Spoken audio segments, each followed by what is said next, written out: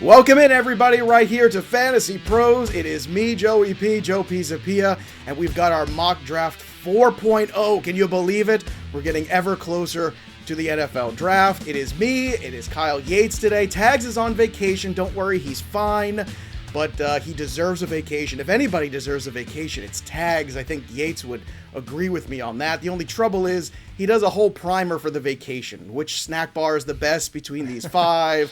All these different beach activities. He's got to write them all up. By the time he's done with the vacation primer, his family is back on the plane and they're already done with him. So that's basically what's going on. But nonetheless, he gets a little bit of a break from football just for a little bit.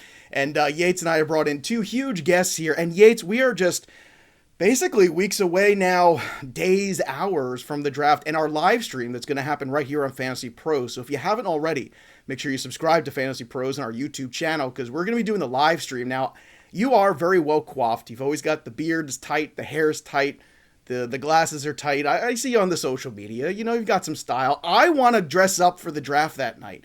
I'm thinking shirts and ties and the whole thing. And Tags isn't here to say no. So if you and I agree to it, I feel like it's going to happen. What do you think? Oh, that's what we did last year, and I had to pull my suit out of the closet for I think that was legitimately the only time that I wore my suit jacket. Of course, sweatpants underneath, but for the entire year. Like, that was the only time that I actually wore my suit jacket, and I'm planning on doing the same thing this year. Awesome. I love it. Now we go. Now we're getting fancy. We'll see how fancy Tags can get. We've got two, as I said, fantastic guests, and today we're not just going to do the first round. We're going to do rounds 1 and 2, so it's a little different here. We're going to, go and fly through some of the picks that maybe don't need as much analysis as others, but we're going to certainly spend a lot of time on some important ones. And we've got a little bit different dynamic to this draft because we've seen some movement here since the last time we did one of these, where some teams have been moving around, specifically the 49ers making some deals, specifically the Eagles and the Miami Dolphins. And who knows, as soon as we record this, I'm sure there'll be 5 other trades and we'll have to go back and do it again. But we have Trevor Sikkema with us today, senior NFL writer from the Draft Network, co-host of the Locked on NFL Draft Show, and of course John McKechnie as well with us from RotoWire. He also does the college football shows, and he also guest hosts on Sirius XM Radio Fridays and Saturdays. He's the college football editor at RotoWire. Trevor, first, let's welcome in you to the show. I appreciate you spending some time with us today. Are you ready for 2 rounds? Have you been training for this? Oh, I've been training every day, it feels like, for the last 4 months to do something like this. And so when I got the invite, I got very excited. Anytime that I could do a mock draft with other people, it's always a good time. I do plenty of mock drafts by myself over the Draft Network, but this gives a little bit of fun to it. Now I can bounce ideas off of other people. The trade market is wide open. I'm really looking forward to it. It's nice to play with others once in a while. It is. Especially in quarantine. We've all been on our own, all the androids and the cyborgs and the simulators and things. It's nice to all get together and chat a little bit. So I'm glad you're looking forward to it. And if you haven't already, I know you're listening to the podcast, but here's why you got to watch the podcast, because John McKechnie's mustache is just, as the kids say, it's fire. It's just unbelievable. It is so great. And, your commitment to it over the years now, because how long have you had this mustache? So this started as a quarantine thing, basically. Like this was just like, I've tried and failed several times in college, get the pencil going. And, I was like, well, going to be inside for a while. No one's going to see me. So let's see where this goes. And, luckily the mustache god smiled upon me and bestowed this to me, so that it's working out pretty well. I would say overall. You've grown up so much since college, John. I think maybe you were still in college when we started doing shows together back in the day. Like fresh out, yeah. So this feels good. Yeah, I would say I've matured, but that's not really true. I'm not going to lie to the listeners like that, but I definitely have a mustache now. That's pretty much the biggest thing. Well, look, you've also got a lot of great analysis, so we're going to kick things off here, and let's jump into everything. Before we do, just real quick, I want to remind everybody we've got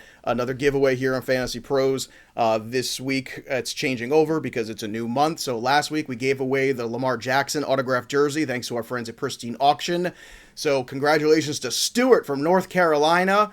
Good job by you. Look, you're listening to the show. You might as well get some free swag this month. Thanks to our friends at Pristine Auction, we've got a Justin Jefferson autographed jersey for you. and it's free to enter. It is so easy. Go to fantasypros.com/contest. Again, that's fantasypros.com/contest. All you got to do is write a glowing review of how much you enjoy the show. You can go to Apple Podcasts or CastBox and get that done. You take the screenshot, you go fill out the form at fantasypros.com/contest, and boom, just like that, for free, you are entered to win a Justin Jefferson jersey. God knows how much that's going to be worth.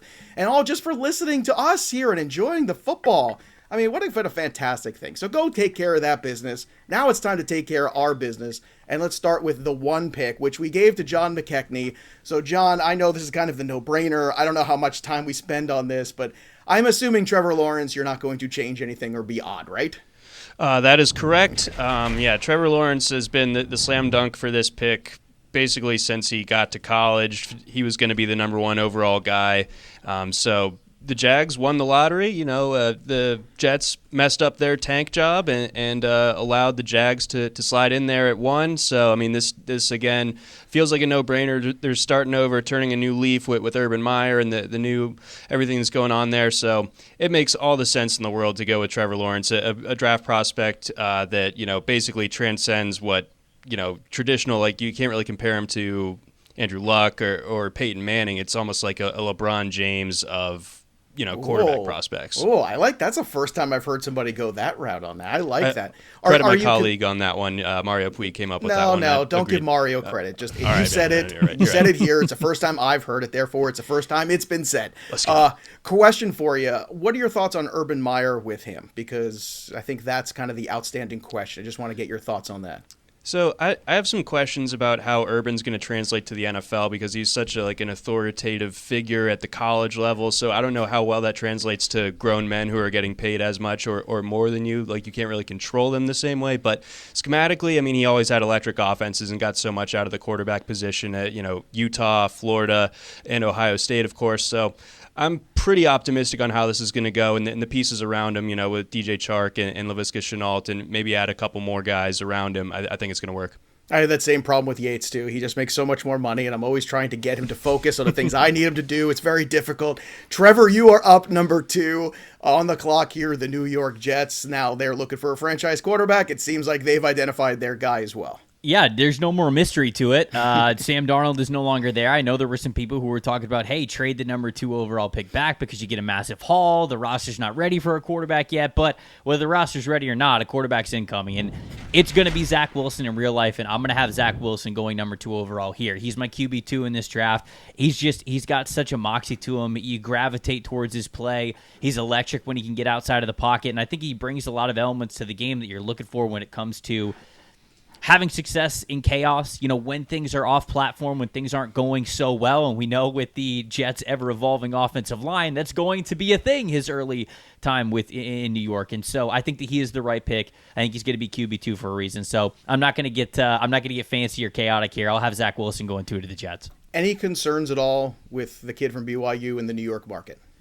No, I mean, that's not my concern at all because he's really oozed confidence for the last 3 years. It hasn't just been this year. He's been a really confident player, I think, for his entire time at BYU, and that's what you need in New York. You just can't be I feel like sometimes these guys who are high draft picks, maybe they're timid and they're just not ready for the media market. I feel like Zach Wilson is ready. I don't think it's going to be too big for him. I think he's going to embrace it, and I think they're going to love his attitude. He's going to be a player that whole city is going to adore if he has success. We know if he fails, of course, the media is going to eat him alive no matter what, but they're going to love this dude if he succeeds, for real.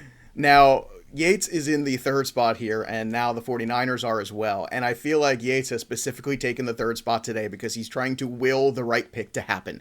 This has been quite a debate behind the scenes here at Fantasy Pros between Tags and Yates, and I like to just sit back and kind of watch it, stir the pot, and step away. But now you've got the whole board to yourself here. You don't have Tags, making any comments. So, Yates, what should the 49ers do? We're talking about should here today. That's what we're trying to give you our takes on what we think is the best fit. Now, they've got 3 choices at quarterback. It's going to be a QB. Which one should they take, Yates?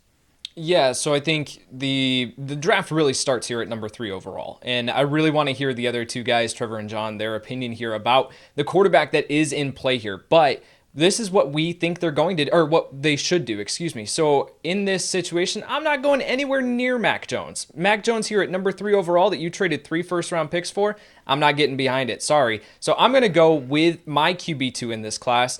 It lines up perfectly with the situation here where you have Jimmy Garoppolo. He can sit behind him for a year, and then the upside is just tremendous here with Trey Lance, the quarterback out of North Dakota State. There are some people who are now to the point of nitpicking his game, but the only knock that you can find is that he doesn't have a ton of starting experience. Well, this is the perfect situation where he doesn't have to come in and start right away. You can rely on Jimmy Garoppolo, and then when you get to the point where you deem that Trey Lance is ready to take over, you plug him in and get him going. So I don't buy the fact that they traded 3 first-round picks up for Mac Jones in real life. I'm definitely not doing it here. All right, so Trevor, what do you think of this? Is Lance the right way to go with Garoppolo there, and you take the biggest upside guy on the board despite the fact he didn't play last year? Do you think this is the play that they should take as well? I would be picking Justin Fields because I personally believe that he's the biggest upside guy that is left on the board. But I also, when I was doing my evaluations in my ceiling label for Trey Lance, I have as a franchise quarterback. So, like, they both have franchise quarterback potential. I could totally see why people would love Trey Lance. Like Kyle said there, you get him in a situation where he can now sit behind Jimmy Garoppolo, and it seems like that might be where they were going. I have a higher grade on Justin Fields. I'm a little bit worried about the natural accuracy with Trey Lance. He's so smart as a quarterback. He gave you so much of what you wanted to see as an 18, 19-year-old. And accuracy can often come from just repetition. And so you can get that ball placement there, but there were times when the natural touch bothered me a little bit. That's why Justin Fields would have been my choice here, but I can't really hate the Trey Lance one if he's your guy. All right, so we got 1 vote for Lance, 1 vote for Fields. I'll throw my hat in the ring, too, for Fields, because I kind of think that you're getting the best of both worlds, where you're getting the guy who maybe is a little bit more ready, a little bit more polished, but still has a lot of athleticism and a lot of upside, and maybe you don't have to wait too long. That you're trying to compete right now if you're the 49ers, too, and if Garoppolo struggles or gets hurt again, you can actually pivot to him right away as opposed to Lance. But I agree with Yates in terms of long-term projectability. The upside of Lance is very difficult. John, you're on the board here in terms of your opinion on this pick, and then we'll move forward. But this is really it, because I agree, Yates nailed it. The draft does really start here. So in your opinion, do you think this is also the way they should go? Should it be Lance? Should it be Fields? Or should it be Mac Jones? So I think Yates totally has it right in the sense that there's no way that this can really be Mac Jones. Like that's got to be San Francisco feeding this out, because right. I mean, Mac Jones, like, he's fine. You could have gotten him at 12 though. Like you didn't have to mortgage off several drafts in order to get a guy like Mac Jones, who I think has a middling ceiling really at best. Not knocking him, but he's not the guy that you trade up that much for. So it would become between Lance or Fields. I'm team Fields as well. I definitely get the case for Lance. I mean, the arm strength is ridiculous. The athleticism, I mean, and he was so careful with the ball back in 2019, like never turning it over. But Fields, I think it's a little bit more projectable to me, and I do kind of question what the 49ers really view themselves as right now, because they are just a year removed from the Super Bowl, but it seems like they're ready to reset at quarterback, but they're still kind of stringing along Jimmy Garoppolo and saying that he's going to be the starter week 1. It feels like a roster that's ready to win right now, but they're playing these weird games at quarterback, and I'm not sure how well that ends up playing out for them. Now, Atlanta should be on the clock next. However, we've got a trade, I believe, here. So now Denver is moved up. So Yates, you are back on the clock for the number 4 overall pick. Yeah, Denver sitting here at number 9 overall makes that move up to number 4 to make sure that this draft starts out quarterback. And now I'm going to take Justin Fields, my QB3 in this class. I agree that when you're looking at San Francisco, Justin Fields, I think, is going to be the pick at the end of the day. However, I'm sticking true to my rankings here and going with Trey Lance as QB2, but Fields is right behind him as far as QB3. You look at this roster in Denver, they've done a really, really good job in free agency of shoring up some key positions of need. The only glaring weakness on this roster is at quarterback. With Drew Lock, you cannot go into next season with Drew Lock as the only guy there. Fields presents just a huge ceiling, but then also combining that with the receiving weapons that they've got in town already. Man, good night. You're instantly competing with Kansas City for that division title. You know what? I think it's a great move there if they could pull that off. And I agree with you 100%. There's a lot to like about what Denver's done in terms of weapons. And they gave Locke a fair shot last year.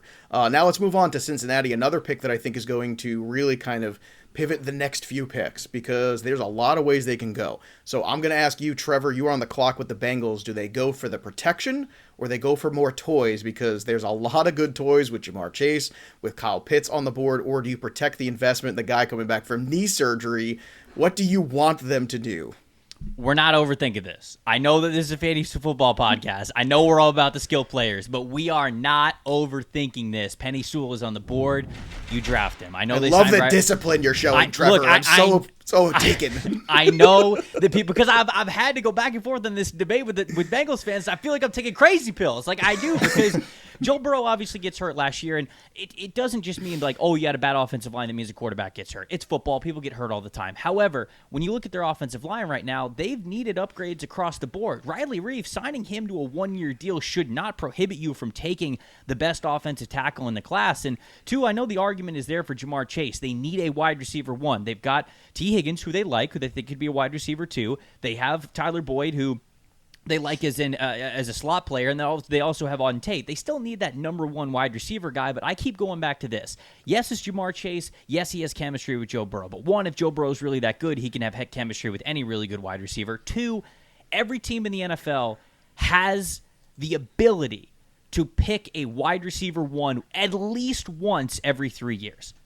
How many times do you get the chance to pick a Penny Sewell? Very less frequently. And that's what I continue to go back to. That's what the argument is, and that's why it's got to be Penny Sewell to me. Listen, I don't know what this means to you, if anything, but I agree with you and I support your decision. Wow, thank you. And I think you need to hear that because it sounds like there's a lot of pain going on that's been going on here when you're saying, and it's true. I mean, why do you make the investment in the franchise quarterback if you're not going to protect it? And it is tough because those weapons are very tempting, especially the one that he has a connection to already. And he happens also to be the number one wide receiver in the class. But Trevor, I agree with you 100%. It's the right football move. It's what we should want them to do. And if you're a Bengals fan, I think it's what you should want them to do. All right, that moves up now to Yates with the Dolphins. Don't worry, John, you're going to get back here soon. I feel like you had a little run here. There's a lot of Yates in the middle of this. We had a backstage deal, with the Denver Atlanta move. I'm just biding my time. I'm like Patrick Starr, like sitting up in the corner of my rock cave. It's fine, John. It's fine. John's getting paid full time to mock part time. That's all it is. Buddy, goals here. Shell business. I didn't know any of us were. No, all right. Let's talk about Yates here at the Miami Dolphins. Now, here we go. We just talked about two of those big time weapons. Do they go for one of these weapons here? In your opinion, should they, Yates, or is this another situation too where you've made an investment in a young quarterback? Do you protect him?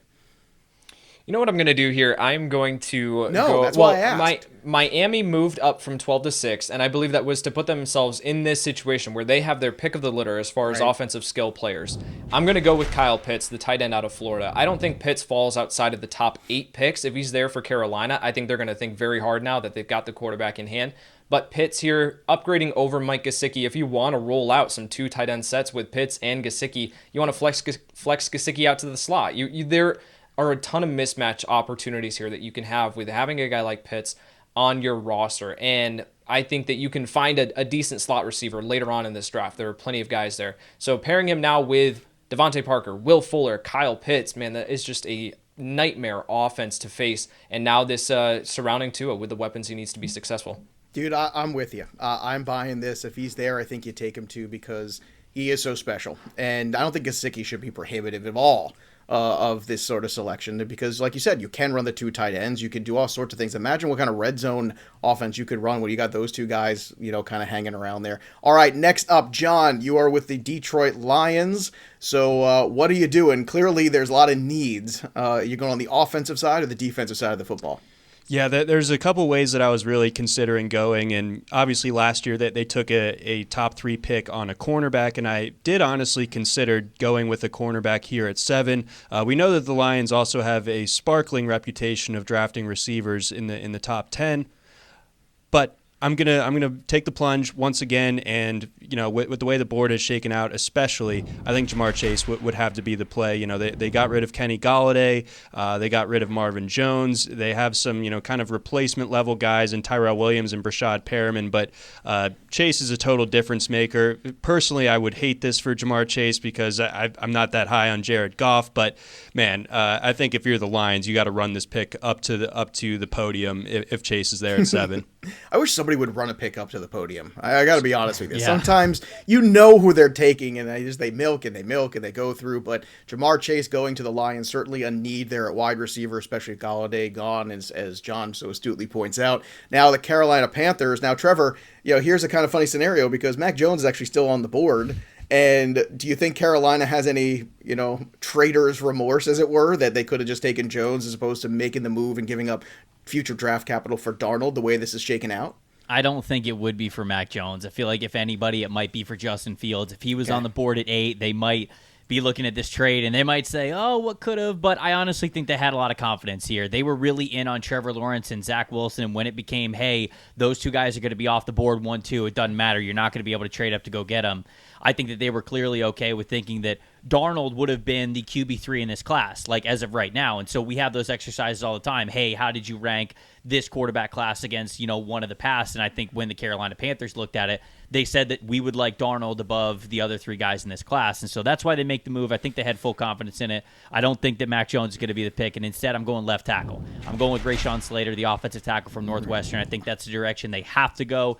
And I really do think that they're targeting one of those 2 guys in the top 10. If both of them happen to be off the board and Kyle Pitts happens to be off the board, I mean, good Lord, that would be a worst-case scenario for them. I could see them trading back, but I think there's going to be a reality where one of those guys is there, and if they are, they're going to take him. So we're going to go Slater here. I think it's the right move. I agree. I'm with you as well. So a very nice pick there for Slater for the Carolina Panthers. That puts John back up here right now with the Atlanta Falcons, who moved back. So, John, what do the Falcons do here in the scenario that's played out since that trade? So the Falcons could theoretically also upgrade their offensive line, but with 2 of the top tackles off the board, I don't feel like they need to reach necessarily this year. They do still have Jake Matthews and Caleb McGarry, so I'm looking to the defensive side of the ball. Kendall Sheffield looks to be a liability at corner, so I mean I like AJ Terrell. I know that they spent a first-round pick on him last year, but I think if you have the chance to get the top cornerback in this class, in my opinion, it's J.C. Horn out of South Carolina. He's just an absolute dog out there, and he's got great athleticism. I think that would be a slam dunk pick for them to really lock down one side of the field. Well, they've had so many problems in the secondary the last few years. I mean, they just do not tackle anybody. The arm tackling of the Falcons is just the most appalling thing ever. If I was a Falcons fan, I'd be so upset watching those guys just pretend to have effort stopping somebody that gets past that linebacker area. It's just ridiculous.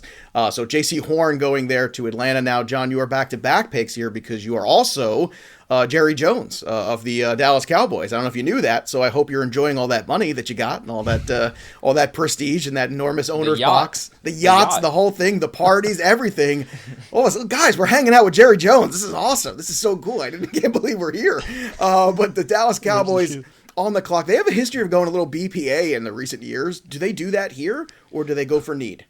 This was tough. I think that they've invested a little bit too much in linebacker to go with a high draft pick there. Again, I know that Micah Parsons would kind of make sense for them right now, but I think that they end up going because Caleb Farley has a little bit of the medical red flag due to his back. I think that they end up going with Patrick Surtain. I think that their cornerback, their pass defense personnel last year was atrocious once again. I know they lost one of their corners from a year ago as well, so I think that Surtain would make all the sense in the world for them to this is such a deep corner class, and I think getting the second one at pick number 10 is still a windfall for Dallas. Yates, I feel like every mock we do, that's no matter who is picking for the Cowboys, Surtain ends up there. Am I correct? Am I remembering this correctly? I feel like it's right. You are. Yep. It's because, like John said, their secondary was absolutely atrocious last year. They need a player like this. Yeah, so it's the consistency there. So if this is not Surtain after all of these weeks and months of doing this, I'm going to be absolutely shocked.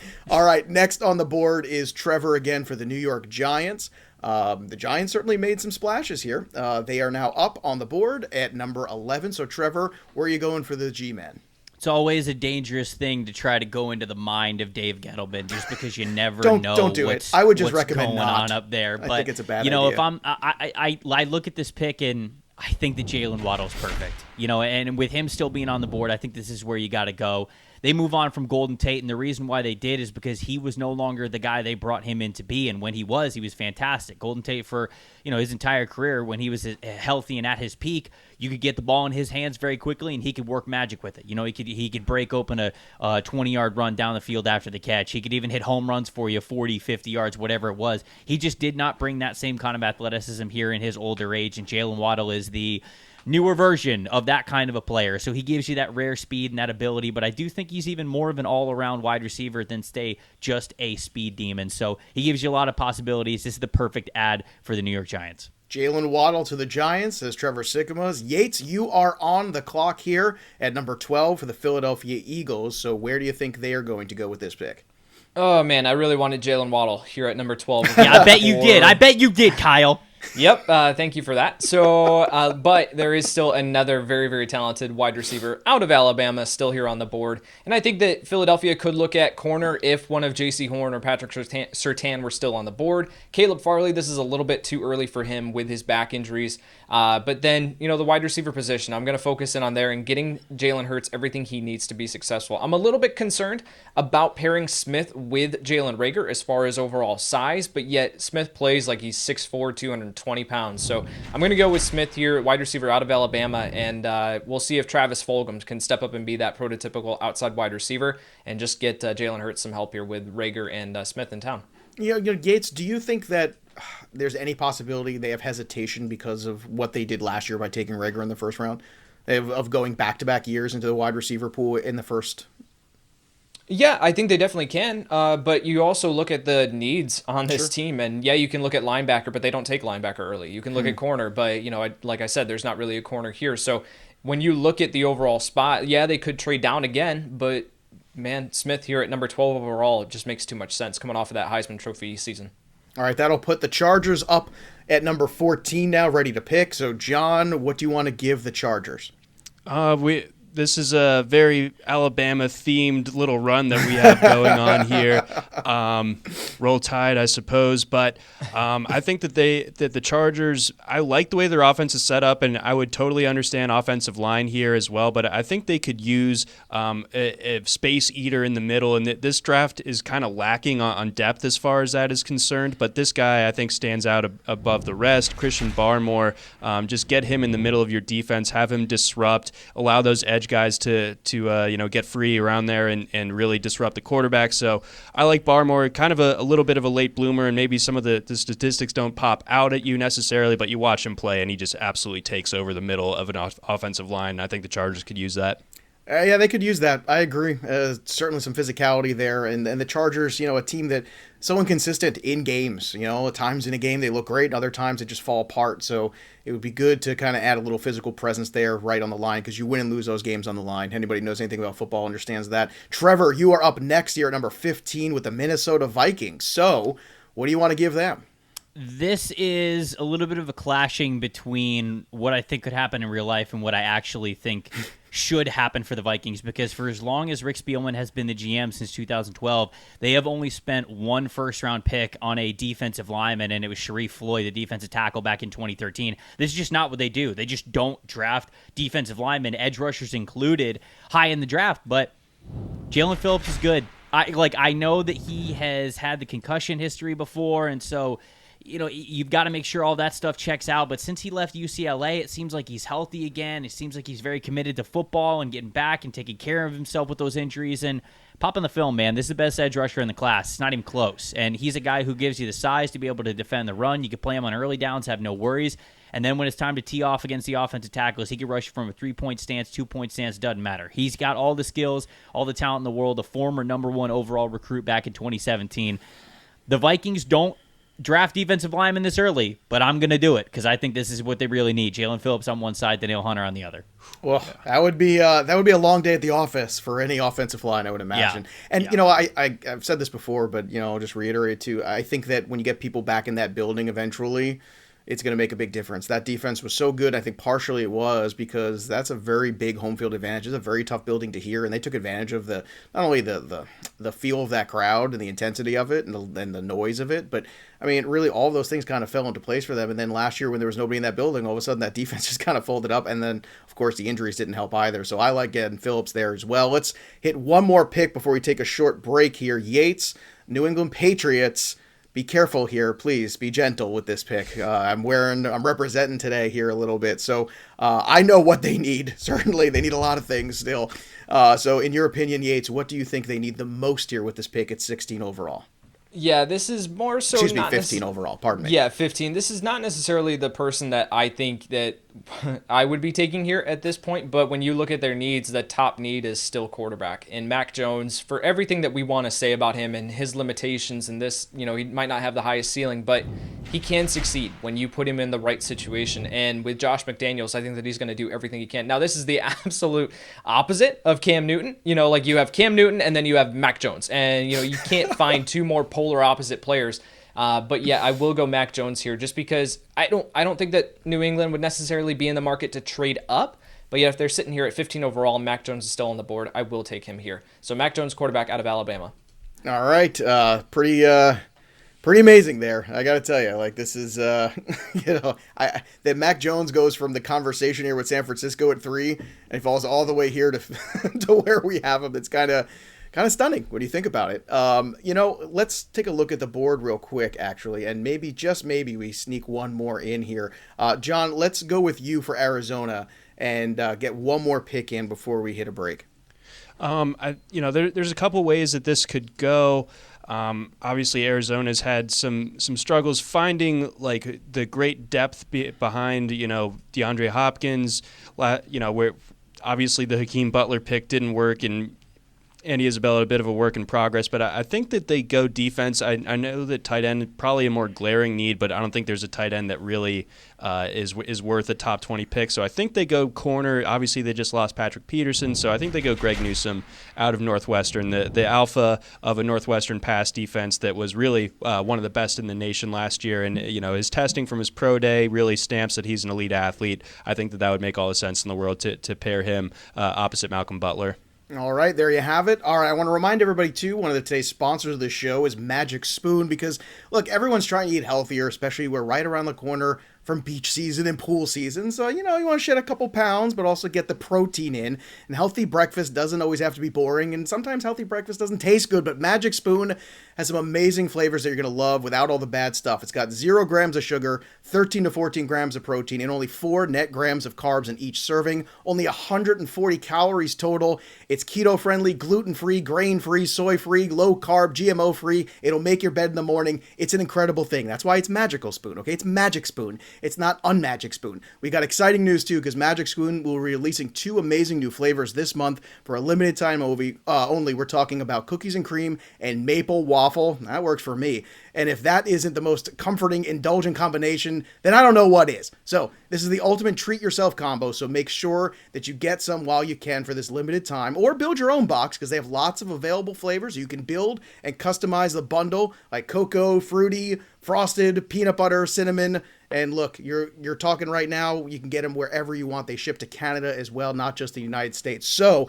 go to magicspoon.com/fantasypros and grab a new limited edition cookies and cream, maple waffle, or whatever custom bundle you want today. And be sure to use that promo code FantasyPros at checkout. Save $5 off your order, and this offer is now good anywhere in the US or Canada, but only when you use that code FantasyPros at checkout. So once again, go to magicspoon.com/fantasypros, and Magic Spoon is so confident in their product that it's backed 100% with a happiness guarantee, just like this podcast is. So if you don't like it for any reason, they'll refund your money. So go get your Magic Spoon today. Just to recap these picks that we've done so far, we'll kind of hit it real quick for the first 16. Trevor Lawrence to the Jacksonville Jaguars, and then, of course, Zach Wilson to the Jets, quarterback from BYU. North Dakota State's QB Trey Lance goes to the 49ers, then Justin Fields at quarterback, Ohio State. Penny Sewell, and that was Justin Fields to the Broncos, excuse me.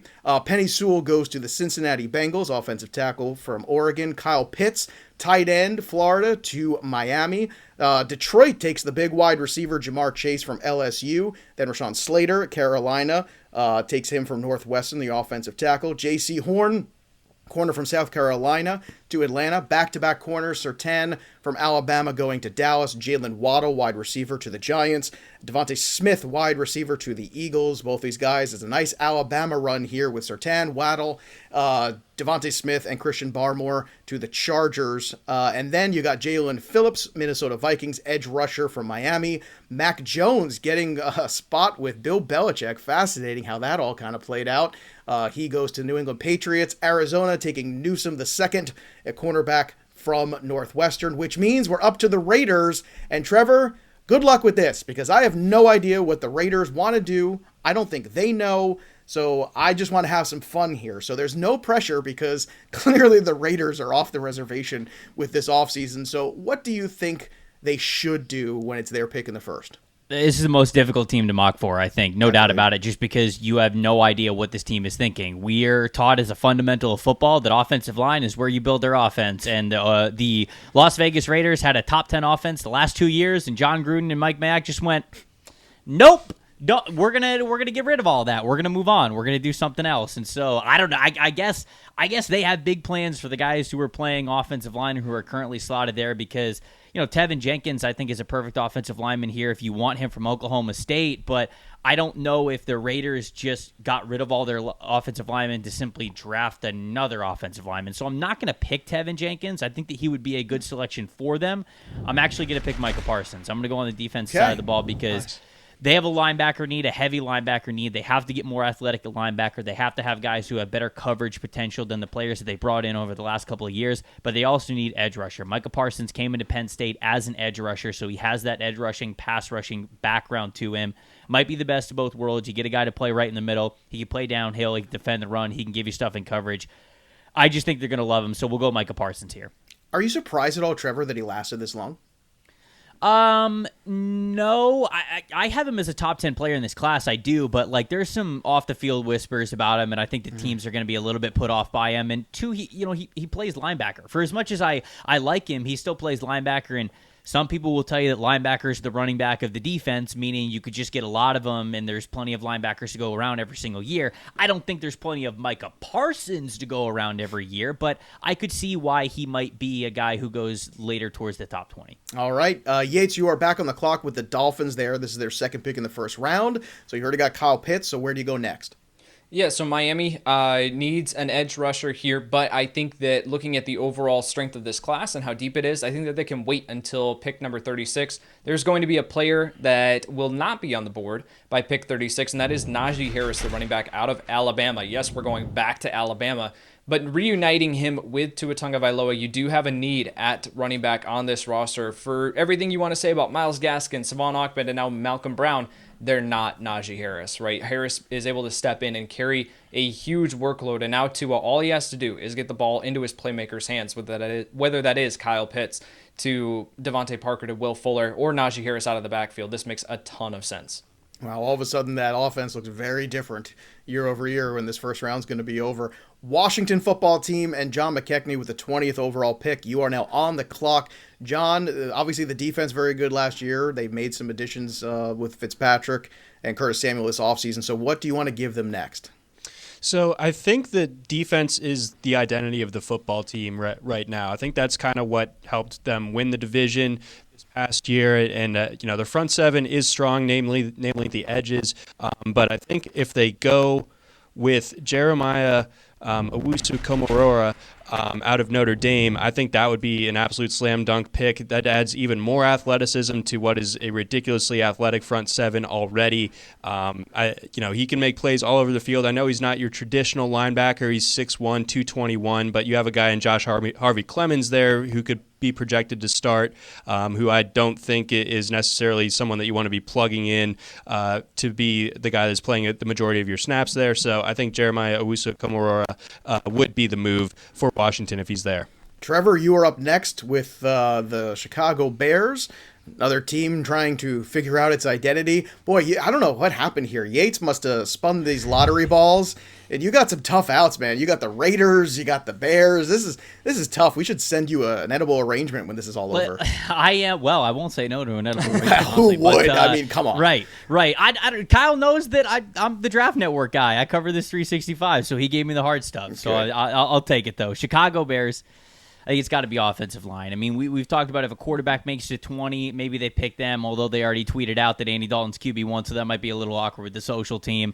They could certainly look at wide receiver because there's not a lot of certainty past this year, but we're also in a situation where if Ryan Pace, the general manager, and Matt Nagy, the head coach, fail, they're gone anyways. So they're not really thinking beyond 2021. I think they got to put the best roster out there, and so that's why I'm taking Elijah Vera-Tucker, the interior offensive lineman from USC, because he gives you a lot of versatility. That offensive line in Chicago is bad in multiple spots at the tackles and on the interior. And so Vera-Tucker, he can help you get that quote-unquote best five available out there on your offensive line. If it is most advantageous to them to play him at right guard, play him at right guard. Left tackle. Doesn't matter. He can give you a lot of versatility. So we're going Vera-Tucker here. Versatility is a good thing. Let's see what the Indianapolis Colts have in mind here. Yates, you're on the pick for the 22nd overall in the first round of the NFL draft with the Colts.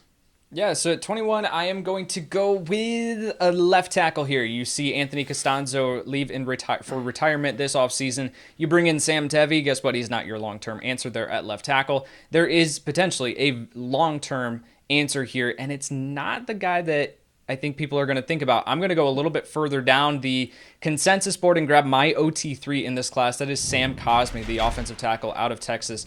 Big boy playing left tackle, absolutely has the size that you want. You need Carson Wentz to have a solid offensive line in front of him to be successful. Cosby still has an excellent ceiling. Like, he still has room to grow and can reach that, but yet he does bring a safe floor. So I'm going to go Cosby here, the offensive tackle out of Texas, to help protect Carson Wentz.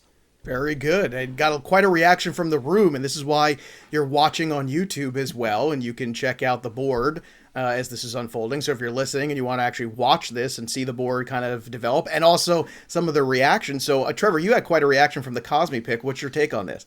I like Cosby. He was a high offensive tackle for me going into summer scouting, coming into this previous college football season. My only worry about him is kind of where you also see a strength. He's huge, right? He's 6'6", 6'7", and you love the length that he brings you and how he can blanket defenders. He's very uncontrolled. I'm somewhat worried about his center of gravity, like his balance. He seems he's just so tall that sometimes he plays a little bit on his toes just because of how he's built. And I wonder how much that will hurt him going into the NFL, because you could see it when he tries to anchor and guys try to bull rush him. It takes him a couple of extra steps. He has the anchorability, like he has the strength. Mm-hmm. He just doesn't do it as naturally because his center of gravity is more towards his toes than his heels. And so I really like him as an offensive tackle prospect, but he is a fascinating guy for me to watch going into the NFL because of that. All right, John, you are up next with the Tennessee Titans, a team that lost a lot of players year over year, so they need a lot. But this is only one pick. It's just one man. So who do you think that man is here for them first off the board? So we talked about earlier in the show, like the draft kind of starts at 3, and for the receiver class, you know, we talk about how deep this class is. I think the top 3 is kind of a lock, and the fourth receiver off the board is the question mark in most people, and that's where you start to see the variance among analysts. For me, I think it's Terrace Marshall out of LSU. I mean, he was a really solid producer. I still don't understand why he doesn't quite get the hype that I think he deserves. Really good athlete, solid producer. Lost a little bit of game time in 2019 to a foot injury. Obviously, Jamar Chase was being a star. Justin Jefferson was amazing as well. But, I mean, this guy is awesome, and he can fill physically the same role, the type of role. I know the offense will be different without Arthur Smith, but you can replace Corey Davis with Terrace Marshall. I think you take that if you're Tennessee. Yeah, well, certainly they have got a hole there in the wide receiving core. No doubt about that. A lot of targets left. Do you think Marshall is somebody, John, that can impact right away and go and be ready? Because they're going to need that, right? That's true. That's a good point. But I think that he has what that takes. I mean, he was someone that on a per-target basis was efficient from the time he got to LSU, and was actually a bigger recruit by the recruiting services than Jamar Chase was. So I think he's totally ready. He's built, and he's good to go. All right, Trevor, you're back on the board for the Jets. They got their franchise QB. So where do you go next? Yeah, now they're gonna protect him even more. There You've got the guy at left tackle, Mekhi Becton. He had a fantastic rookie season, but I don't think they have everything figured out on the right side. Tevin Jenkins is still here, and he's played both left tackle and right tackle, but he's played right tackle more recently over the last 2 years. And man, this last year he was a mean cuss. And if you get him on the right side and Mekhi Becton on the other, these are two dudes who are like Bash brothers. Like you said, like if you got two edge rushers that you think you got confidence in, I'm going to tell them to go up against the New York Jets, see what actually happens, because these dudes at such young ages can be true bookend tackles for what's going to be the future quarterback in Zach Wilson for a long time. And so I don't often get to pick Tevin Jenkins for the Jets here at 25. He's normally off the board, but if they got the chance, that's going to be a nasty duo. These are words you might never hear again. Things are working out for the Jets. Just want to now that I've said it, let's move on. Pittsburgh. The Steelers, a disappointing end to the season. Now they've got the 25th overall pick here. So, Yates, you are on the clock with Pittsburgh. Najee Harris is gone, so do they go for another running back, or is there something else you think they need more?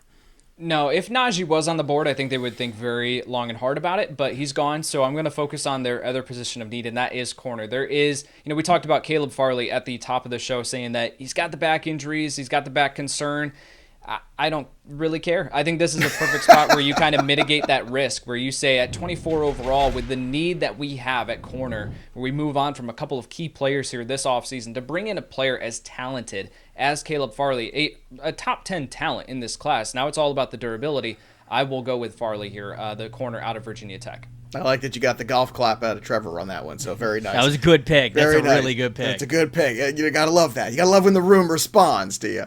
All right, Jacksonville Jaguars with their second pick here in the first round. McKechnie, you are on and up for the Jacksonville Jaguars. So is it going to continue to follow suit? Just keep on taking offensive linemen after you take your quarterback? Is that what we're doing here? I mean, that could be in play. I think that they have enough at both tackle spots right now to where that's not a huge need. I could totally understand it. I mean, tackle is deep, and you could still get a good one at this stage. But I think they attack the linebacking core. Having a guy in Joe Schobert out there playing so many snaps at middle linebacker, I don't think that's a winning strategy. So I think you get kind of a very versatile player in Zaven Collins out of Tulsa. I think that he's an instant playmaker. You put him next to Myles Jack, and you got some other athletic edge rushers too in that front seven. I really like the way that defense looks if Collins is there. All right, so there you go. Zaven Collins goes to Jacksonville, which puts Trevor back on the clock with the Cleveland Browns. Trevor, you're up. I love the idea of just putting two crazy athletic freaks on each sides of the edge. You got Myles Garrett on one side, and you can have Jason Owe on the other. That's what I'm going with. I mean, I understand that Jason Owe did not have a single sack last year, but the production is there. It's not always about the sacks, and I feel like if you are a defensive line coach, and you believe in your abilities to coach, there's no way you can't look at this guy and say, I can make him an impact edge rusher. And so this is their biggest need. This is Cleveland's biggest need. Go after it and try to swing for the fences. You're a playoff team now, Cleveland. Do what you got to do. Go get the guy who gives you the highest ceiling. Go get Jason Owe from Penn State. You're a playoff team now, Cleveland, and things are working out for the Jets. I don't know. I think we might have to take a break soon again. I don't know where we're going. Things are really unraveling quickly here. The world is changing right before our eyes. Yates, you're back on the clock for the Baltimore Ravens, another playoff team. So how do they get back there again? What piece can they add? Yeah, this is typically where you see edge rusher. You look at Pernell McPhee and Tyus Bowser are the only starting edges on this roster heading into next season. But I think that there can be a guy that they can get there at edge in the second round, because there is a key player here still on the board, and that is Rashad Bateman, the wide receiver out of Minnesota. Yes, they added Sammy Watkins. Okay, we move on, right? That should affect their draft strategy in no way. So Rashad Bateman here, I'm a big fan of his game. I think that he can step right in here and be that reliable contested catch receiver which is surprising given his size, but yet also has tremendous speed, which we know Baltimore loves here on offense. So I will go with Bateman, wide receiver out of Minnesota at 27 overall. I can't argue that no one's more Sammy Watkins than Sammy Watkins. I just can't argue it. New Orleans, you are on the clock. John McKechnie, you have the pick. Let's see. I'm going to go that New Orleans, I can't quite tell what this offense is going to look like without Drew Brees, and it's freaking me out a little bit. But still, they lost Emmanuel Sanders this offseason. I think they need to have a dog alongside him in that receiving core. They have some nice, wide receiver 3, wide receiver 4 types, but I'm going to go with a guy that I think has been moving up draft boards a little bit. Maybe this is a little bit higher of a projection than where he'll actually land. But I love Elijah Moore out of Ole Miss going to this offense. I think that would be a really, really strong pick. He can play slot, but I think he also has the density to play a little bit outside as well. And just the production speaks for itself, and he crushed the pro day. I mean, for me, it's green checks all around. Like he's looking like a guy that should go in the first round, in my opinion. All right, so Bateman and Moore, back-to-back wide receivers going, which, unfortunately for Green Bay, now they're kind of looking at a different board. So, Trevor, what do you do if you're Green Bay now? You just take a kicker, right? I mean, just piss off the fan base completely like you do every year in the first round. So, but in all honesty, what do you do now? Because that had to be a little hurtful. Like you had those 2 big wide receivers go off the board back-to-back.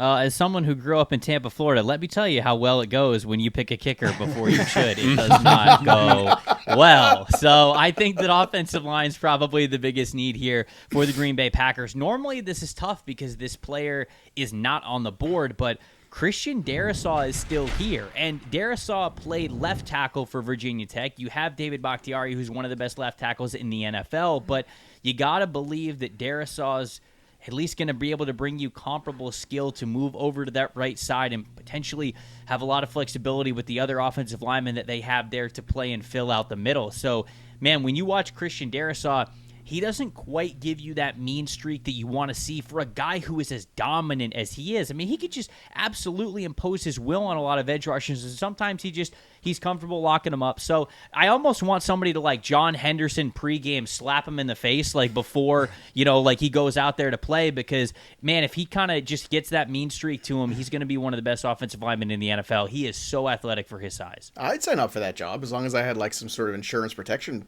program or something like that. I think that's pretty good. That's like if anybody out there has never seen the video of John Henderson, the defensive lineman from Jacksonville, getting slapped in the face pregame, pause this, make sure you come back to it, and then go over to YouTube and check it out, and then restart this podcast because you need it in your life. Oh, love it. All right, Buffalo Bills, Yates, you are up and on the clock here, and boy, that did not take long. He threw that name up real quick into this board. He was ready with this one. You're just waiting and waiting and waiting. As soon as Trevor was done, boom, he makes the pick. What is it? Yeah, let's not waste any time here. You need a corner 2 opposite of Trey White. Josh Norman, it hasn't been it. Levi Wallace re-signing on that 1-year deal, but you know what?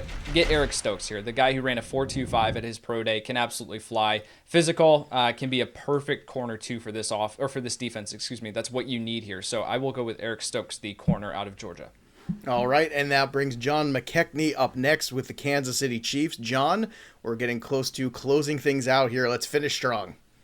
So we saw that the offensive line, especially the tackles, were an issue for the Chiefs in the Super Bowl, but they did kind of address that, and there were some injuries that played into that. Some guys will be back.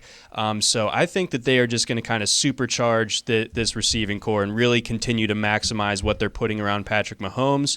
And, this is a guy who I have some concerns about just because the injury history and the durability concerns, but man, I can't think of a more fun landing spot than Rondale Moore in Kansas City. I think that would be absolutely electric. You get him playing in the slot. I mean, just, Patrick Mahomes doesn't need to dump it off necessarily all the time, but, I think it makes the intermediate part of that passing attack even more lethal potentially. So give me Rondale Moore there with the Chiefs. Because that's what he needs, more weapons, because he doesn't have enough toys, right? I mean, geez. Well, you did lose Sammy Watkins. Oh, too. I mean, right. And you know what? that also means he also lost Sammy Watkins. Let's go to Tampa. Trevor, hopefully you're feeling better since growing up in Tampa after this year. I imagine this was a good feeling for you. And you're riding that high. So let's finish out the first round here with the Tampa Bay Bucks, the defending reigning champions of the world. Man, I have never seen a board like this with Tampa on the clock. Like, there are so many different players. Ojulari is still here. Kwity Paye is still here. Trayvon Merrick is still here. And so I feel like I could come up with a reason to draft all of those guys, maybe Kadarius Toney as well. But I'm going to go with Travis Etienne. I understand that they brought back Lombardi Lenny, and they brought him back into the backfield to play next to Ronald Jones. But I think Etienne still gives you that home run ability. He still gives you that this year potential that he could really impact that starting lineup. And then, of course, Leonard Fournette only signed a 1-year deal. Ronald Jones is on the last year of his deal. There's a chance that you get Etienne here, get him in for a playoff run, which we assume the Buccaneers will have again, and then maybe next year they have the full confidence to move on from both Ronald Jones and Leonard Fournette, and Travis Etienne could just be kind of like the workhorse with Keyshawn Vaughn right behind him as the RB2. So I'm still going to go running back here. I'll go Travis Etienne with the elite speed ability. Fascinating pick here. And what a way to close things out. All the fantasy people watching are very excited about all of this. And to recap what we just saw unfold here over on the YouTube page is Micah Parsons, linebacker, Penn State, going to Vegas. Then you had Miami at 19, Najee Harris, running back from Alabama. Washington taking Owusu Koromora from Notre Dame, the linebacker. Then Vera Tucker going at 21, the Chicago Bears, the the offensive lineman there. Then you had offensive tackle Texas Samuel Cosby from going to the Indianapolis Colts. The Tennessee Titans taking Terrace Marshall Jr., a wide receiver from LSU. Then the New York Jets at 24, taking Tevin Jenkins, offensive tackle from Oklahoma State. Caleb Farley going to the Pittsburgh Steelers at 25 out of Virginia Tech. Continuing to recap, Zaven Collins, linebacker of Tulsa, going to the Jacksonville Jaguars.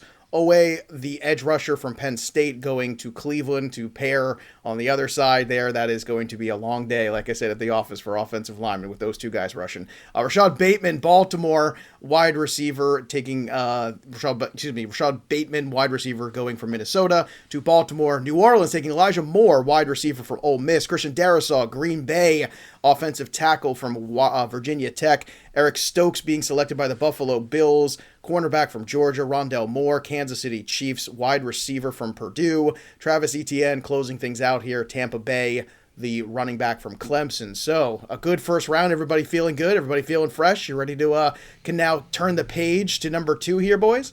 Let's do it. Sir. All right, very good. Before we do that, I want to thank our friends at Pristine Auction.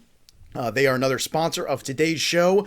They have daily auctions ending nightly with hundreds of lots and tons of stuff for the man cave or for your woman cave out there. Incredible stuff. We're talking sports memorabilia, sports cards, autographed jerseys, autographed balls, you name it, they've got it. Not to mention all of the cool other stuff they've got too. They've got great pro wrestling products, great Marvel products. There's so many cool things on pristineauction.com. Everything there is authentic. Everything is guaranteed. Things are affordable too. Not everything is thousands of dollars, which makes it fun. So you can get in there and get involved in the action at Pristine Auction. And obviously it's free to register. It's free to bid, and you only pay when you actually win something. So please go to pristineauction.com and put in the code FantasyPros. Again, that's all one word, FantasyPros, in the registration code field located at the top of the registration page.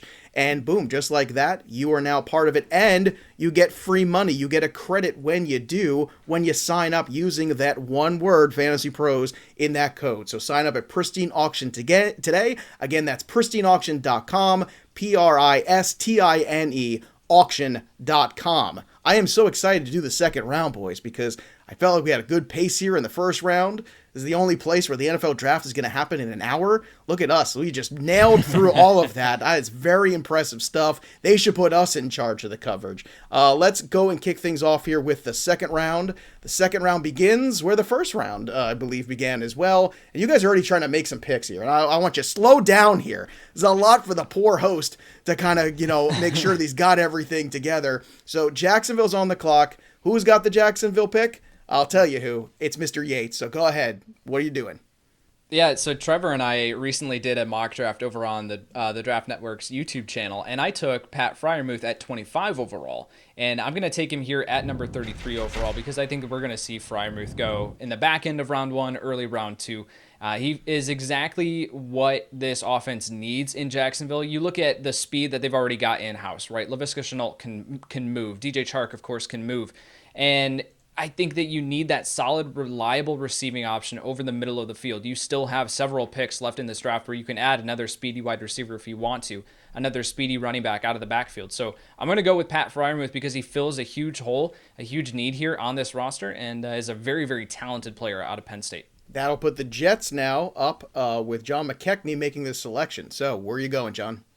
So kind of like what Trevor was saying, where you reach the end of the first round, you still have some this isn't the best edge class by any means, but you still have some of the best edge rushers still available. And obviously with these last two picks with ETN and Freiermuth, those aren't edge guys. So guys like Ojulari, Kwity Paye, still available. I'm going to go with Azeez Ojulari. I know that he might not have that prototypical frame and length for your edge rusher, but, I mean, you watch the tape. I mean, just an absolute closer. You watch the Peach Bowl, just racking up sacks left and right, was productive each of his 2 years that he was playing at Georgia, redshirted as a freshman, but just he's got good arm length, good bend. He's got all the moves, so I really like this pick for the Jets, who only had 31 sacks a year ago. Trevor, you're now on the clock with the Atlanta Falcons, so where do you go?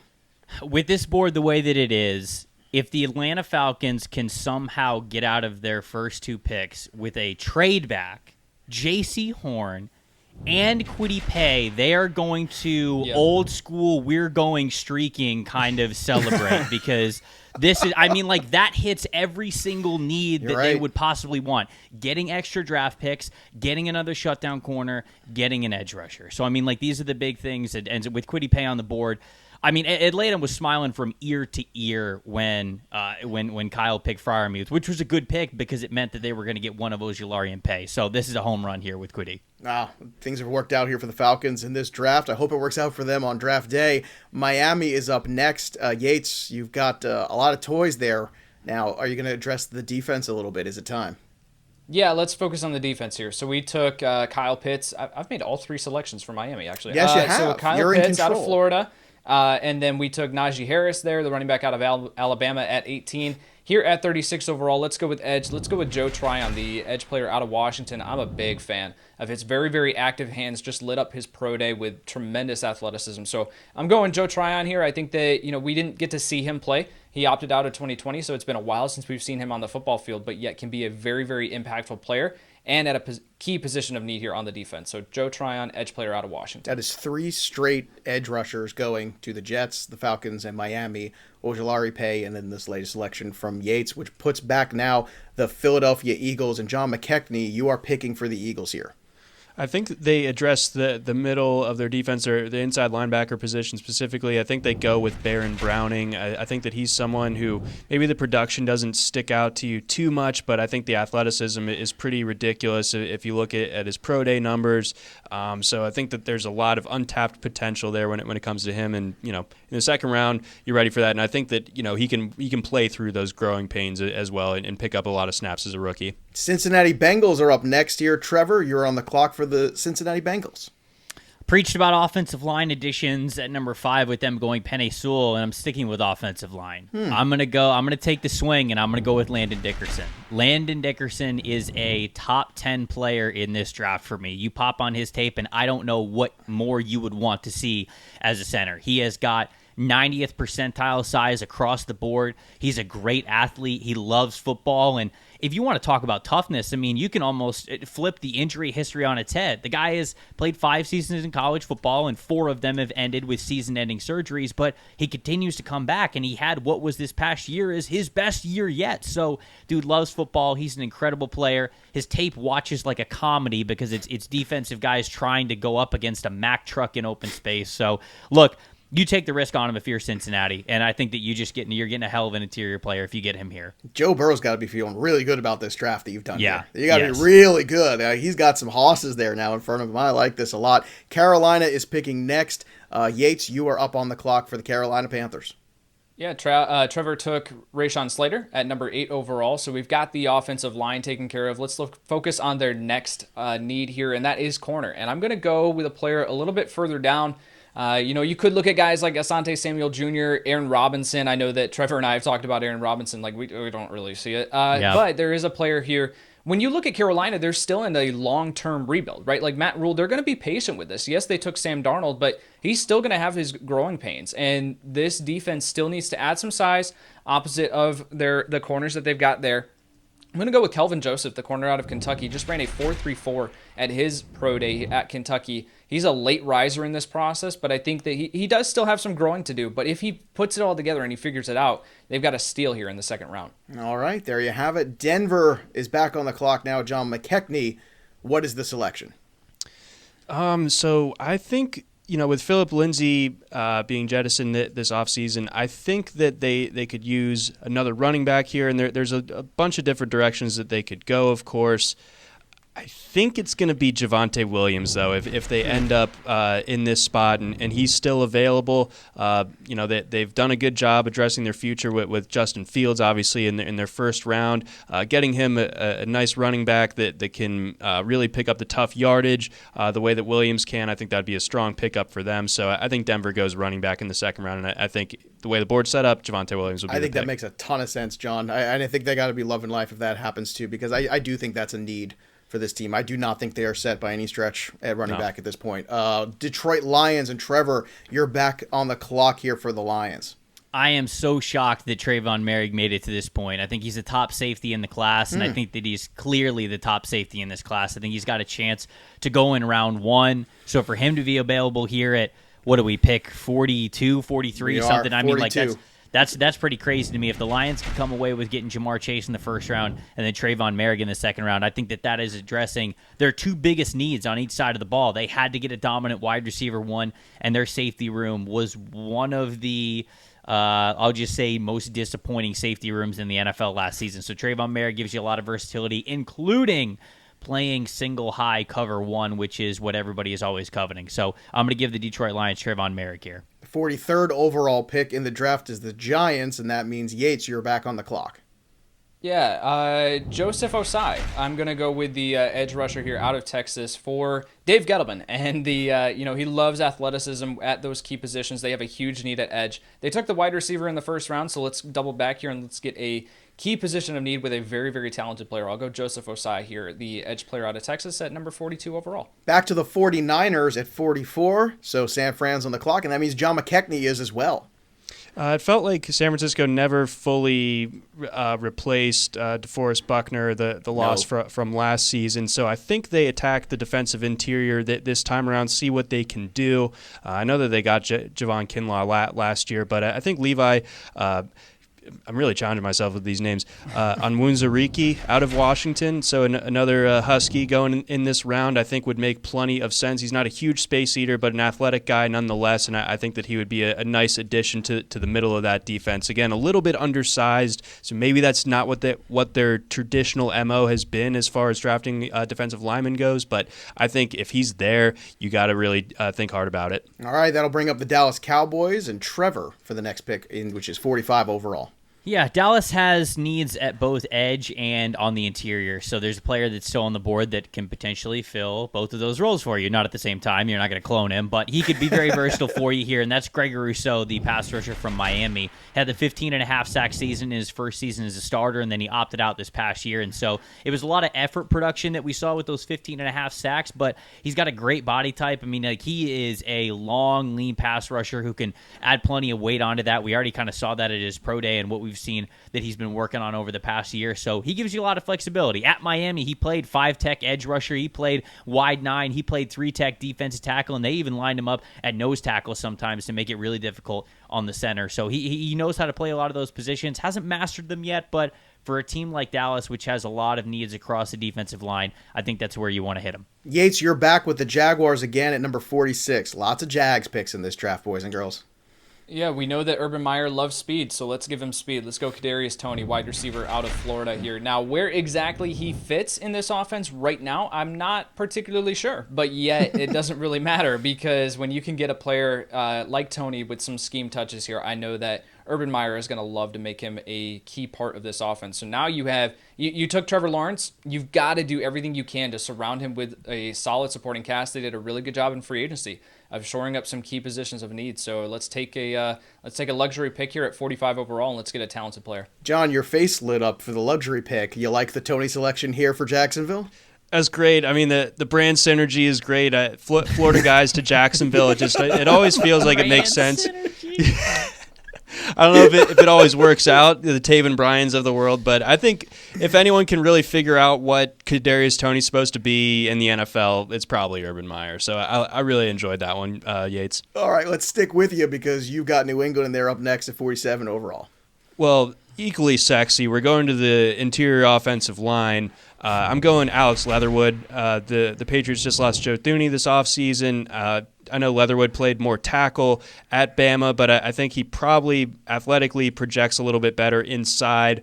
So I think he could pick up right there and take those left guard snaps. So I would go with Leatherwood. Sounds like an HBO show, doesn't it? Leatherwood. Like, he's like the mayor of Deadwood or something. Yeah, I mean, it's like some sort of weird spin-off kind of show. Like you can see it right now on HBO Max. Leatherwood coming this fall. All right, the Chargers are up next here. Trevor, come back to us. It's okay.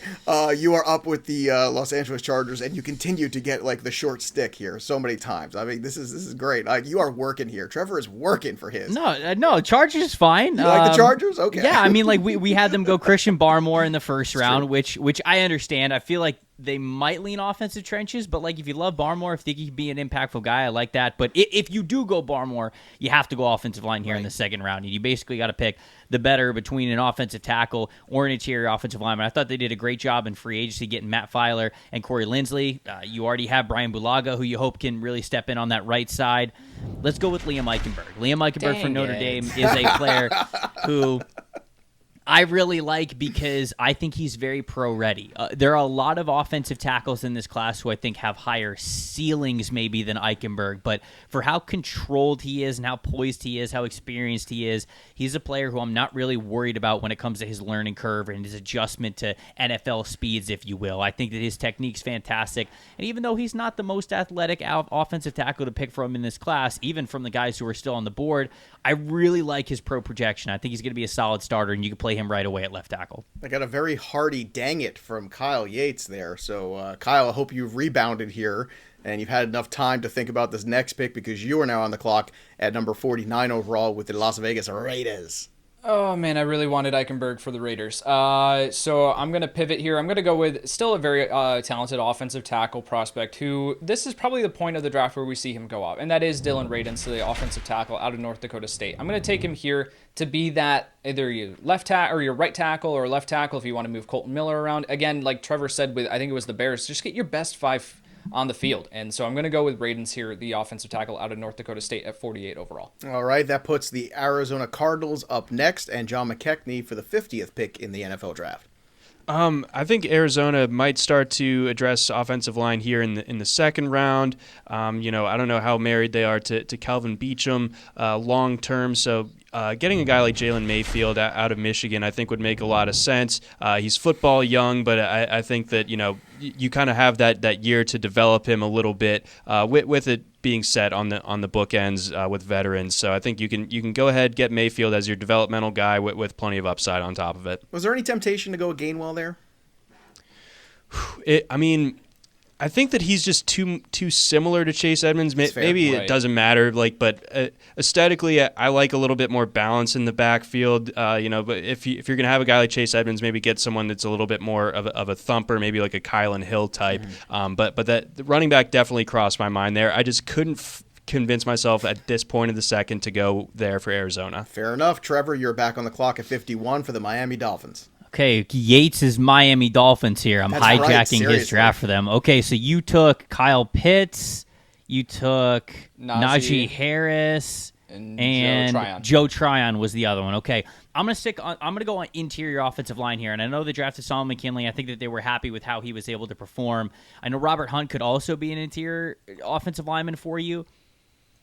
But I'm going to pick Wyatt Davis, and I'm going to do that because I think that they need to move on from Eric Flowers either this year or next year. If they could probably dump him off in like hey, we'll give you a 6th round pick if you take Eric Flowers' contract from us, and a team might go, okay, just for the extra draft capital, you might be able to do that, and you can afford to do that if you pick a player like Wyatt Davis. And so there's a lot of different directions Miami could go, but I'll pick Wyatt Davis just so I know they have a good interior offensive lineman if they happen to do that. Yates, you're up again with Washington at 52. Yeah, so Washington went with Jeremiah Owusu-Koramoah in the first round. You still have a need there at left tackle. Let's go with Brady Christensen, the offensive tackle out of BYU. about as athletic of an offensive tackle as you're going to find. Set a record for the broad jump. I don't have the numbers in front of me. Trevor, do you know off the top of your head what his numbers were? Very far, Kyle. Very far. Okay, there we go. That is so the exact number, by the way, in case you're listening. He jumped and you want very far. No, that just goes to show his lower body athleticism and it's refined prospect too. So I'm going to go Brady Christensen here out of BYU to Washington. All right, that puts the Bears on the clock and John McKechnie for pick number 53 overall. So it seems like the Anthony Miller experiment in Chicago isn't going to work out. It's too bad. He was I was totally in on Anthony Miller coming out of Memphis.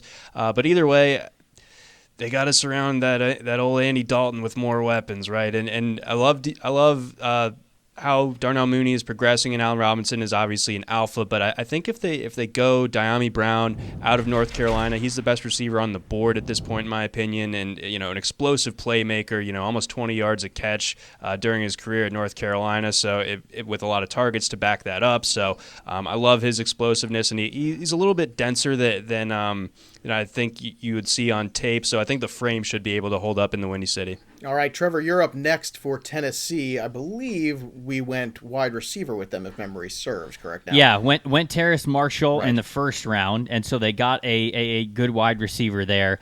Corner has to be where they go here because they were losing a lot of guys. Adoree Jackson's one of them, Malcolm Butler's the other one, and so they have to get a corner that they can just start right away. I think Asante Samuel brings you the best projection to a guy who you could probably start right away. Played well at Florida State. He's great in zone when you can leave him off in cover 3 and keep his eyes on the quarterback, but also, even for a guy who's got smaller size, he knows what he's doing in man coverage. So he's not a scheme-limited kind of a player, even though the size would kind of hint that. I think he's a really nice cornerback, and if you can get him this late in the second round, I think the Tennessee would be doing very well for themselves. All right, that puts Yates back on the clock for the Indianapolis Colts at 55. Yeah, in the second round last year, Indianapolis went with a USC wide receiver. I'm going to have them do it back-to-back years. So I'm going to go Amon-Ra St. Brown here. Perfect complement to Michael Pittman, of course, reuniting him with Pittman. But then also, you can't rely on Paris Campbell at this point. If he comes back and he stays healthy, then great. You have another solid receiving option. But Amon-Ra St. Brown has the ability to be a starting slot receiver from day one, but then also has the size to be able to step outside and be that eventual T.Y. Hilton replacement. So this makes a ton of sense for a need that they have, and then also just surrounding him. Again, Carson Wentz, just do everything that you can to surround him with playmakers. The naming in the Brown family is on a different level, man. It's strong. Yes. That is some strong naming. And I want to have you seen the dad? Well, the dad He was is Mr. Universe, right? Yeah, I was going to say Yeah. he was this huge guy, right? So I mean, but still, I mean, when you have a last name, it's so simple like Brown. What he's been able to do with these names, just kudos. I will say earlier today, I learned how to spell Equanimous St. Brown. Very well. Prove it for the first time. Go. Did it. Equanimous. Equanimous. I don't think any of us can check that, so I'm just going to say yes. Billy Madison spelling. I am the smartest man alive. All right, let's go with the Pittsburgh Steelers at 56. John McKechnie, what are the Steelers going to do here? So I think with the way that Brevin Jordan performed at his pro day, I don't think that he'd be the next tight end off the board. This guy, he's not going to be particularly exciting for fantasy purposes in my mind, but he just feels like a Pittsburgh Steeler, and that's Tommy Tremble out of Notre Dame. Oh. So I think that that's the move. There's a great film breakdown. I think it was Aaron Taylor. I might retweet it later, but he describes Tommy Tremble in a way that you would think is offensive, but he means it in the most football guy complimentary way. Just another word for jerk out there on the field. So I mean, Tremble is that dude. He's going to mix it up in there. AFC North. It just makes all the sense in the world. Wow, that got quite a reaction. You got a fist pump. Trevor Sikkema. Yes. Trevor, you feeling that pick, my friend? I love it. Tommy Tremble is so much fun. Now, he has so much that he needs to learn when it comes to the nuances of being a receiving tight end, but there is no doubt about it. When you place this guy a step up behind the line of scrimmage in an H-back position where he's going split zone, coming across the line of scrimmage, he will smack you straight in the chest, and he does it regularly. So that's that's like a Jonnu Smith role, man. I mean, like that is what the Titans clearly drafted Jonnu Smith to be, and we've seen how it has blossomed into now him being the highest paid tight end in the NFL, basically. So that's really the same kind of mold and the same kind of place that Jonnu Smith started. So I totally see the vision with Tremble. And I think Pittsburgh on offense lacks a little bit of that edge. You know, they don't have that same sort of swagger that they used to have. They don't have swagger players on both sides of the ball. It's just a little less swagger. And I guess when you lose to the Browns and you kind of collapse at the end of the season, it's hard to have some swagger, but you know, kind of have to, you know, get that back. Seattle, finally, boy, this is their first pick, right? This is the first time we've talked to the Seahawks. My goodness, all the way at 56. One of three. One of three. Trevor, you are on the clock for the Seahawks. I'm going to go with edge rusher Peyton Turner from Houston. He is just such a unique body type. I mean, this is a guy who is he's played all the way up at 290 pounds, and he was playing at 270. He plays a 4-eye technique. He could play a 3. He could play nose. He could play as a 5 tech. And when you look at the Seattle Seahawks, I mean, like, they just need really good defensive linemen, and I think that Turner is going to really intrigue them with his size and what he's able to do. And so this might be a little early for some people to hear Peyton Turner's name, but I really do think that he is going to be a back end of the second round, third round kind of a player. So for Seattle, a team that has to take massive swings at the fence, go with Peyton Turner. Go bet on a guy with unique size and unique ability. So I'll pick him here for Seattle. Yates, who are you going to be betting on at 57 for the Rams? They could definitely focus on the offensive line, but I'm looking at some of the guys here. Like Creed Humphrey is definitely someone that I could consider, but also they need help at linebacker, and Jamin Davis is still here, the linebacker out of Kentucky. Also, Nick Bolton is still on the board, but I'm going to go with the guy who's coming off of just ridiculous pro day performance. I think the Rams are going to bet on that athleticism. I'll go with Jamin Davis here, linebacker out of Kentucky. I like you kind of teased us there. I thought you were going one way, then another way, and then you just completely 180'd around there. I love that. I caught me off guard. The Baltimore Ravens are up next. John McKechnie, 58 overall. What are you giving to the Ravens? So Baltimore has an issue on their interior offensive line, and they could have a hole at right tackle if this Orlando Brown thing plays out the way that everyone kind of expects at this point, and he gets traded. So I think you need someone that can play both guard and tackle, and Ben Cleveland did that a lot at the University of Georgia. I know that he might not be the most eye-popping guy right now, and definitely way underwhelmed, calling his shot, saying he's going to set the bench press record, and then comes out with 30. I mean, that was pretty disappointing. But either way, the dude eats squirrel. I know this as a Georgia fan. I know all the Ben Cleveland fanfic, and he's just a mean dude in the middle. And I think if you need to, he does have the size to play tackle. It's hard to get good squirrel nowadays. I mean, that's what I'm saying, man. In this economy, with so much negativity and things like that, it's hard to just get a simple good squirrel. All right, Cleveland Browns are up next. Trevor, number 59 on the clock. Go for it. We're at the end of the second round. Can you We're just tell? going off the rails at this point. Just popping off. Wait till you tune in next week, Trevor, for number 3, where we do the 3 rounds. Right? Come on, you're coming back for that, right? Listen, if there's the delicacy of cooked squirrel, grilled squirrel, then yeah, I'm back in. If that's what it takes, that's what it takes. I picked Jason Owe for the Cleveland Browns in the first round. I'm going to stick with defensive line, and I'm going to make the defensive line even meaner. This is a player who, when I project him to the NFL, I just think that he is going to be, I don't know how to say it any way other than this, one of the most solid football players in this class, and that's Tommy Tungiai, the interior defensive lineman from Ohio State. He is a player who, look, okay, he's not going to give you a ton of value right away on third down. That's fine. Play him early. Get him on 1st and 10. Get him on 2nd and 6, and he'll be able to plug up the holes for you, especially if you got Owe on one side and Myles Garrett on the other. I almost said Jason Garrett. Jason Garrett's not nearly as athletic. That wouldn't work out so well.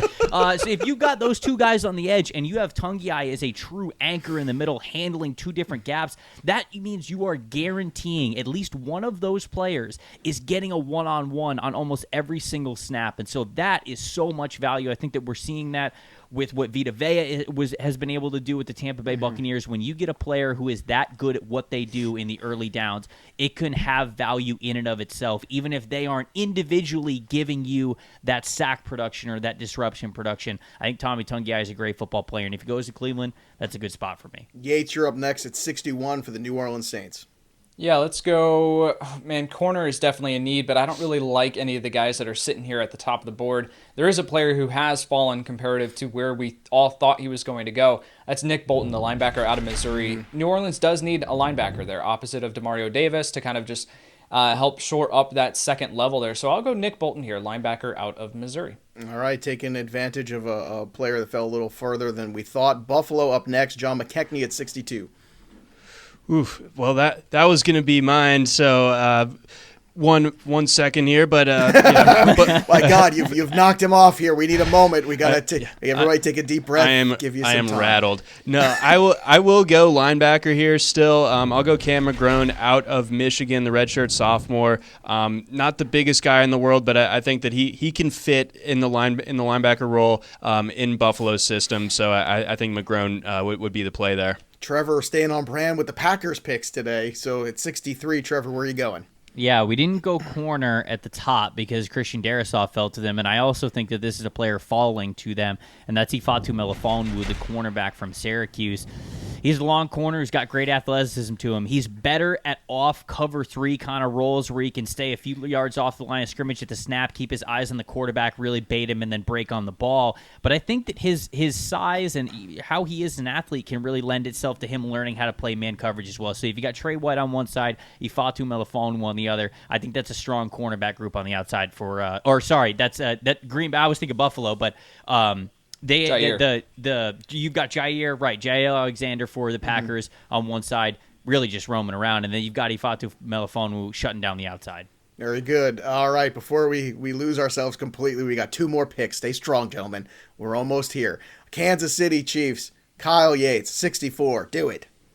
Yeah, well, Kansas City had a ton of fun there with taking Rondale Moore in the first round, but you still got to do something at offensive tackle. So I'm going to go with Spencer Brown, the offensive tackle out of Northern Iowa, coming off just another ridiculous pro day performance here.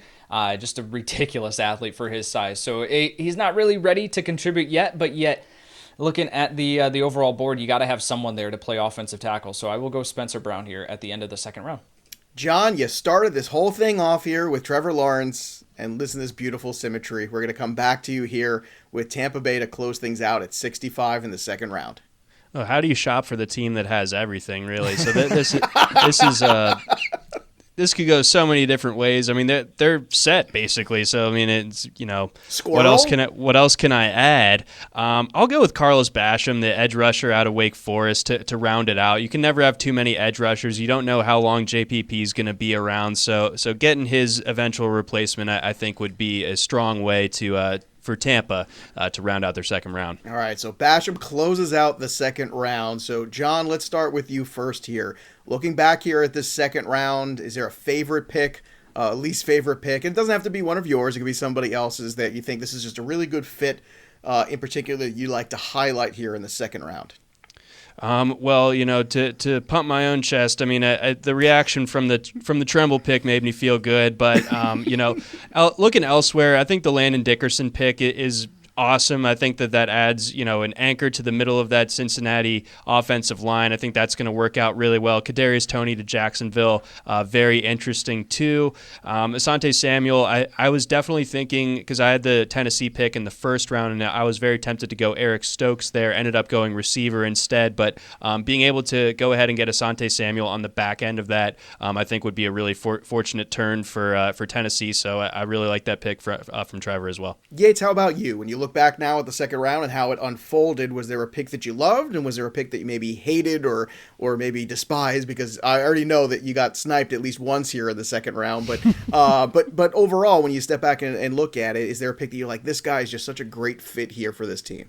Yeah, there's a couple. One is Azeez Ojulari going to the New York Jets there at the top of the second round. That's just a perfect fit for what they need to pair with Carl Lawson. I think it's just a perfect complement. And then also Liam Eichenberg, the guy who Trevor sniped me on, or sniped me with. I'll go Liam Eichenberg there to Los Angeles. If you did go with the trenches in the first round on the defense, you definitely do need to still address the offensive tackle position at some point. Eichenberg falling all the way to the middle of the second round is really, really good value. Yates, any surprise guys not get picked in these 2 rounds for you? I think that Not really, man. I think that there are some guys that you could make the case for at the end of the second round. I mean, Javon Holland, the safety out of Oregon, I'm a big fan of his. Jabril Cox coming over from North Dakota State, played at LSU, the linebacker there. And then Creed Humphrey, I think, would be the only other one that I would say. Really surprised that Creed Humphrey didn't go in the second round, but it's also hard to find a place for him when you look at the interior or the needs of teams that need the interior of the offensive line. So makes sense. Trevor, your take on the second round? Any favorite picks for certain teams, or you think this is just a perfect fit? Well, I mean, you know, if Atlanta and Detroit can get lucky enough to draft edge rushers like Kwity Paye and then a safety like Trayvon Merrick, I think that that's a home run. I also really loved Kadarius Toney getting to go to Jacksonville. I think that Toney, for as much as people love his athleticism, it's not just as simple as, just draft the athlete. I think that there's a lot of development that he needs to still do with route running and everything like that, but I would trust a player or a coach like Urban Meyer to really get the most out of him. So obviously the Tremble pick got a big reaction from me, so I love that one too. So those are a couple that really stood out to me. All right, you can follow Trevor on Twitter at Tampa Bay Trey, T-R-E, by the way. Trevor, tell everybody what you got going on right now and all the stuff that's happening at the Draft Network. Yeah, I mean, we're coming down the home stretch like you guys are here at Fantasy Pros. I mean, if anybody out there is listening to this and maybe we named a name that you didn't quite know as well, we have an entire database of prospects. We've got over 400 final scouting reports that are all trait-by-trait breakdowns that you can check out over at thedraftnetwork.com. And then if you like what we did here, you can do your own mock draft because we've got a mock draft machine over there that's a lot of fun to use. And so appreciate you guys having me on this. This is a blast to do. Hopefully we can do it again. Well, hopefully it felt like fun and not like work. That's what we're trying to do here. Come on, man. You love what you do. You don't work a day in your life, right? So this is great to do. 100%. You can also follow our good friend for not only fantasy advice and college football advice, but also clearly about men's grooming advice as well. John McKechnie, you can follow him on Twitter at Johns_tailgate. John, what's happening at RotoWire right now for you? Excuse me.